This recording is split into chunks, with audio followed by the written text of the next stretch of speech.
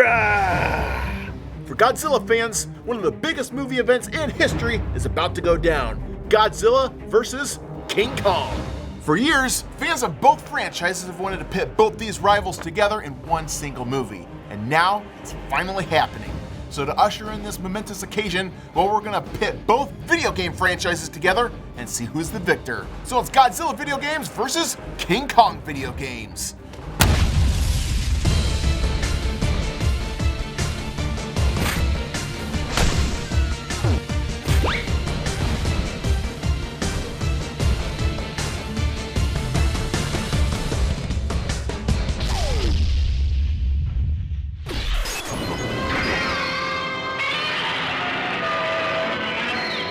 When I was a kid, I used to love watching old Godzilla movies on TV, and I think it was TBS that used to air them every Saturday afternoon, every weekend after all the cartoons had aired. So I would sit there and watch Godzilla movies, and being a young kid, these were the coolest thing.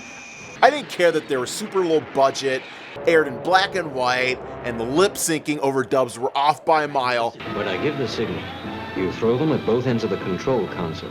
They were just good, cheesy fun. And they would always pit Godzilla against these incredible odds.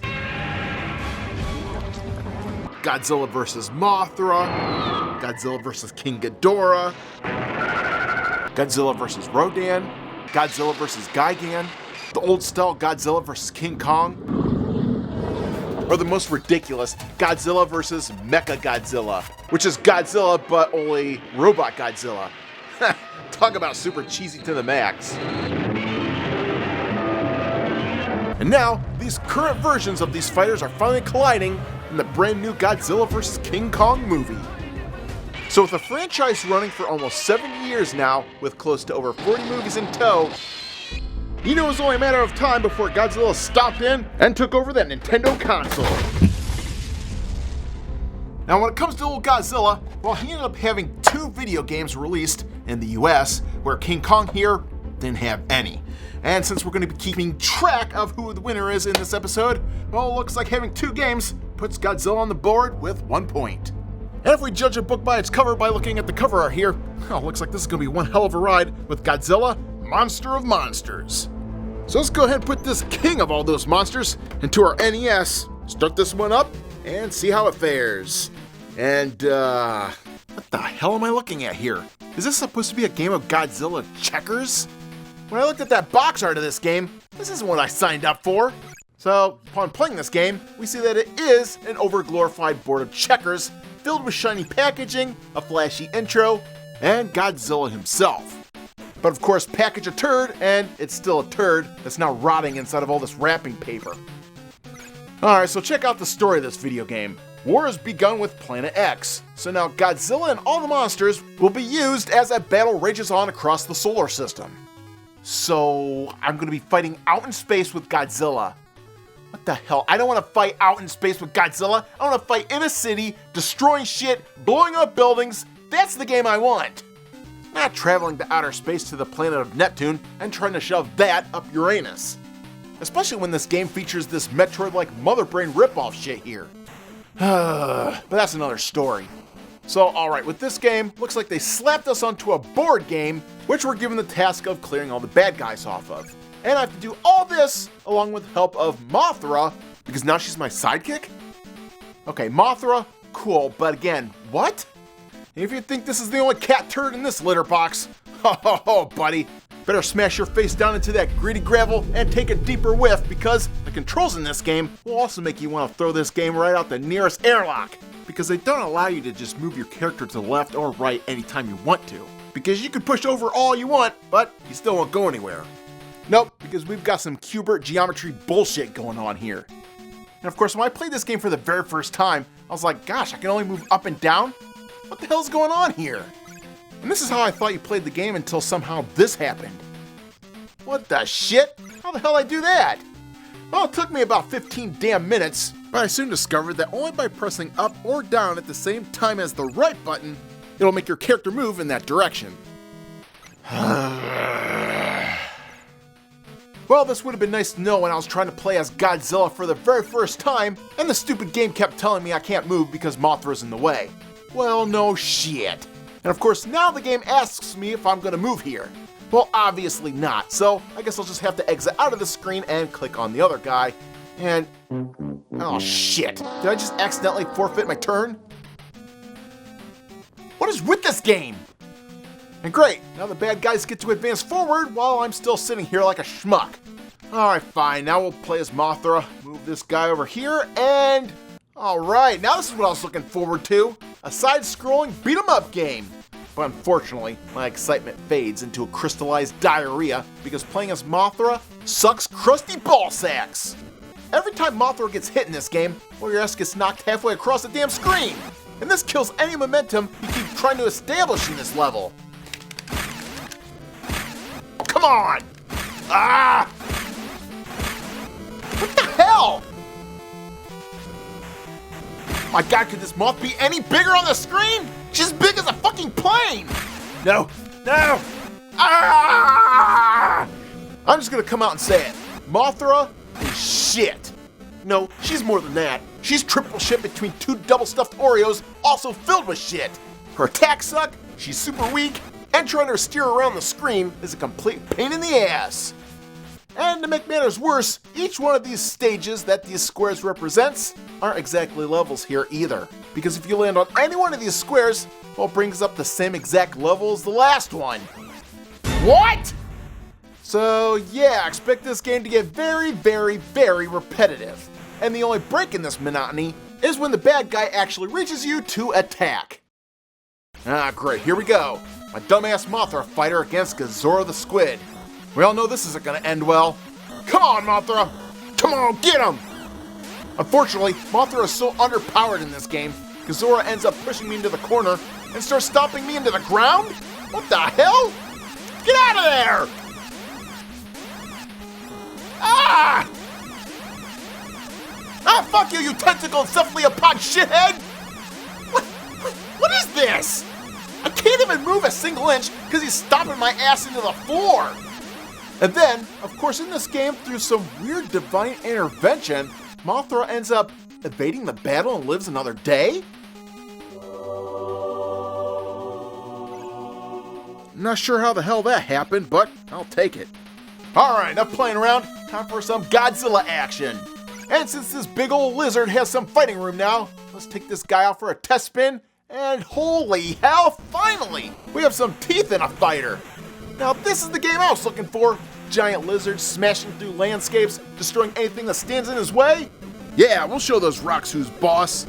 And once Godzilla reaches old Squid Boy, well, he ends up stomping into his ass without even breaking a sweat. Well, this is the most one-sided piece of crap I've ever seen. Why did this game give us one power hitter with a tag team partner that can't even slap his way out of, well, this crap? Even if I pit Mothra against the other enemy in this level, Mogura, I still don't even have a chance. But send in Godzilla.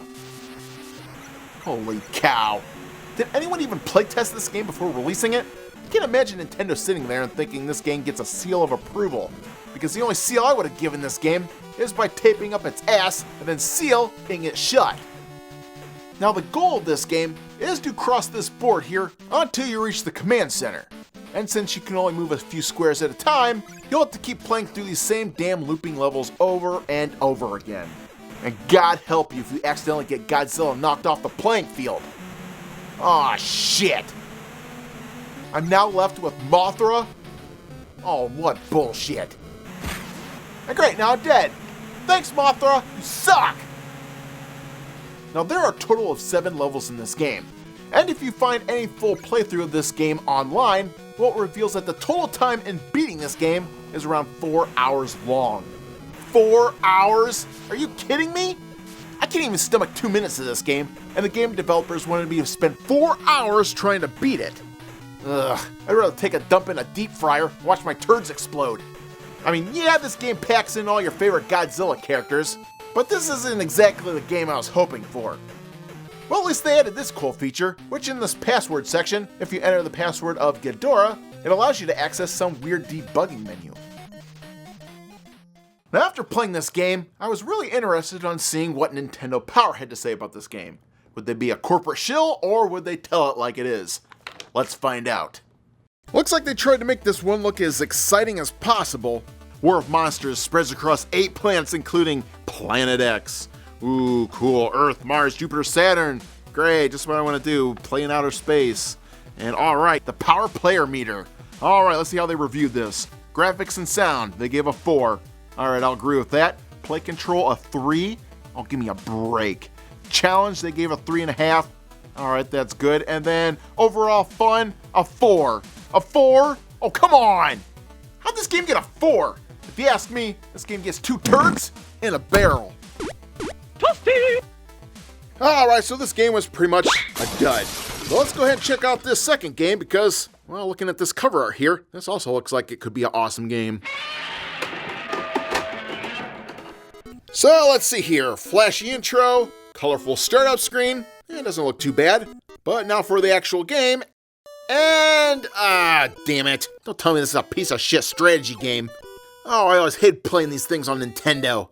Rampart, North vs. South, Romance of the Three Kingdoms. What a shit-tacular way to pass the fucking time, guys. Let me sit here and spend 10 minutes every turn setting up my side of the game board and wait another 10 minutes for the other player to make their move. Now, I have a lot of experience playing these type of games because my grandma owned Rampart. In fact, at her house, she had a Nintendo for all the grandkids, and she only had 2 games, Super Mario Brothers and Rampart, and she probably picked it up at some neighborhood garage sale, and some poor sap didn't want to play that stupid game either, so, yeah, my grandma picked it up very cheap, and that was all you had to play. Once you got bored with Super Mario Brothers, it was Rampart or nothing, baby. And I tried so hard to play this game, but it was absolute garbage. I lost my damn mind playing Rampart for the NES. And now with Godzilla 2, we're given the same damn thing. And to top off this piss-stained parfait, you don't even get to play as Godzilla either in this game. Nope, you have to play as the army and spend 5 minutes each turn moving all your forces around the battlefield in hopes of trying to kill Godzilla. And great, now it's time to choose our weapon, which, yeah, bombs all the way, baby. Now what the fuck is this? Now I have to play some slot machine to see how powerful the bombs are? Missed? Oh, what a bunch of pixels out my ass. I could have thrown a moldy muffin at this asshole and have done more damage. But oh, check this out, because when it's Godzilla's turn, well, he's able to just easily blow up all my shit. This is supposed to be fun? This isn't fun. This is like a night out with John McClane on the 29th floor.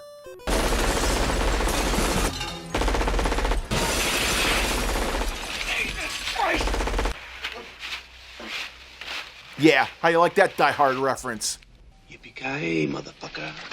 Well, like this game or not, what you'll find even more amazing, however, is the fact that if you want to purchase this game, well, you won't be able to touch it for under $150 on eBay. I kid you not. How the hell did that happen? Well, gotta hand it to him. I think that gets a point for rarity as well. Alright, enough of these Godzilla games. Let's go ahead and switch gears to old King Kong and get some points on the board for this big ol' ape.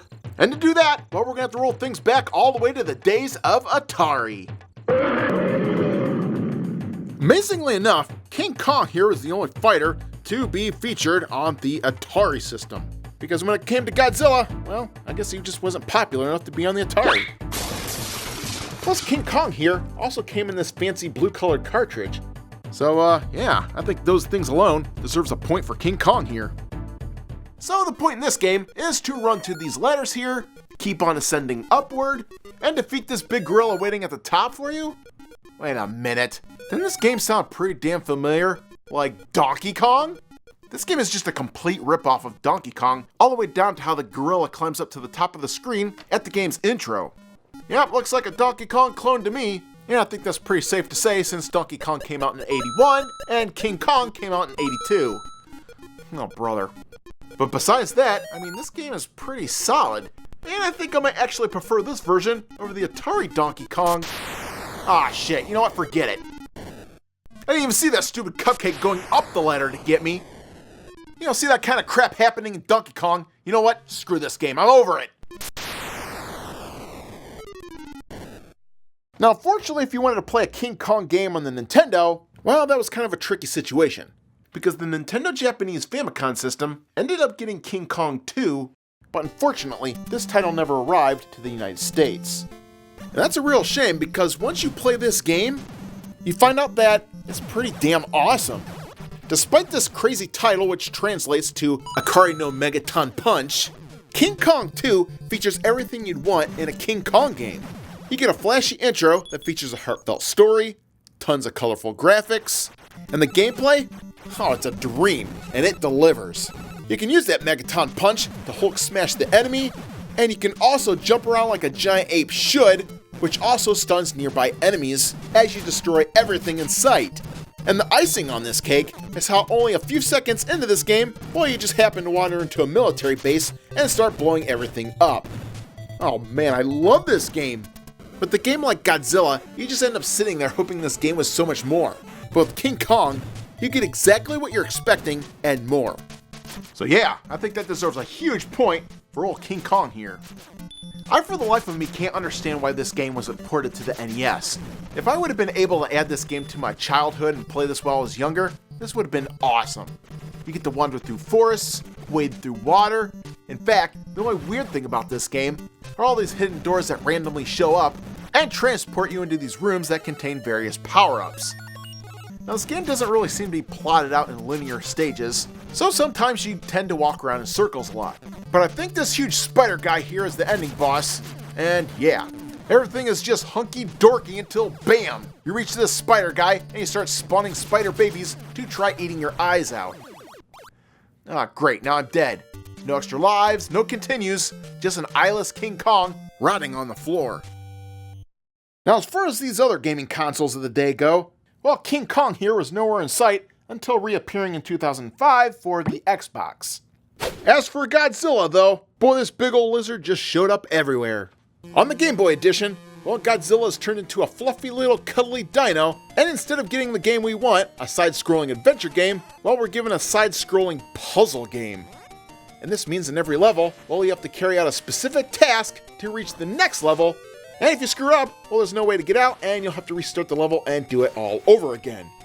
Oh, but it gets worse, because the Sega Game Gear version gives you Godzilla Squirtle, and instead of being a side-scroller, well, this game is just an over-glorified version of Godzilla 2 for the NES.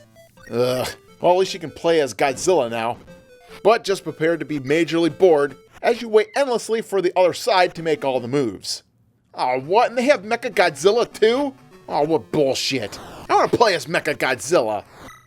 I just don't understand that with all these systems, we can't get one Godzilla game that actually makes sense here. Checkers, puzzle solving, slot machines, war strategies. Even when we're given a Godzilla game for the PlayStation, well, it turns out to be a Godzilla card game. Card game? Ah, Jesus crapper face on a stick. Why can't I just get a plain simple Godzilla game where you go through the stages and blow shit up? That's all I want. Just give me something like Rampage, but with Godzilla, and Mothra, and Ghidorah. And that fact pisses me off so much, I think I'm going to take a point away from Godzilla just because of that. Thankfully, when we get to the Super Nintendo, things start to look up. Well, kinda. Because the only official game we get for the system is Super Godzilla. This one, unfortunately, is probably only good for a quick weekend rental deal because the gameplay of this game is just downright weird. Even though Super Godzilla is touted as an action game, well, the action here is mediocre at best. The entire time you end up wandering around the town by using this map down below to collect your power-ups, and the only building smashing you do actually hurts your health. Aw man, how lame. And when you do encounter the level boss, he beats the living crap out of you, while all you can do in return is land a few bitch slaps. Ugh, this game is just terrible. And when we look at Nintendo Power's review of this game, hey, look at that, they agree with me. Awkward controls, can't destroy buildings, directional pad worthless. Yep, that pretty much sums it up.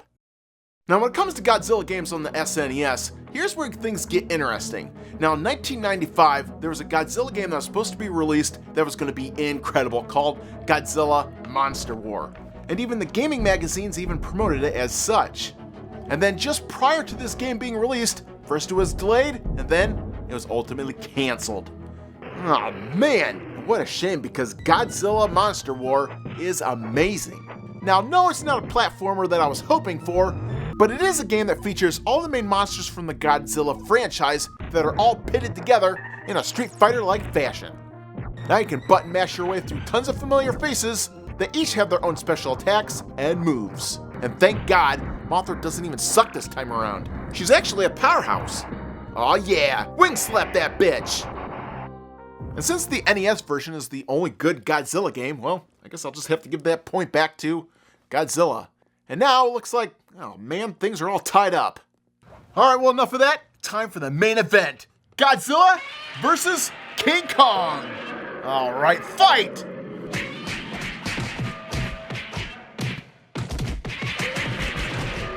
Alright, that's not really what I was expecting. I was hoping for something more flashy.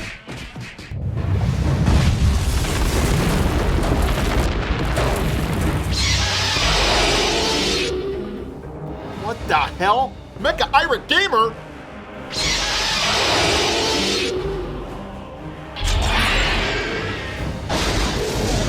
Ah!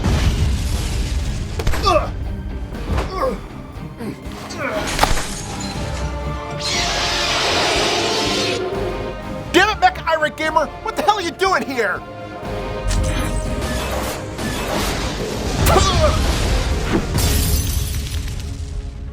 Not my video game collection! Aw, you metal-plated prick! Here, take this piece of shit and eat it!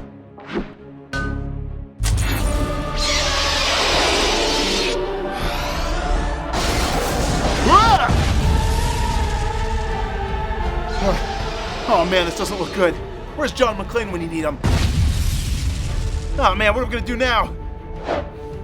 Bomberman? What do you want? Alright, a Bomberman bomb? Just might do the trick.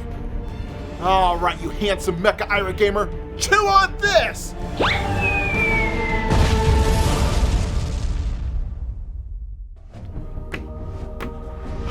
Took care of that guy.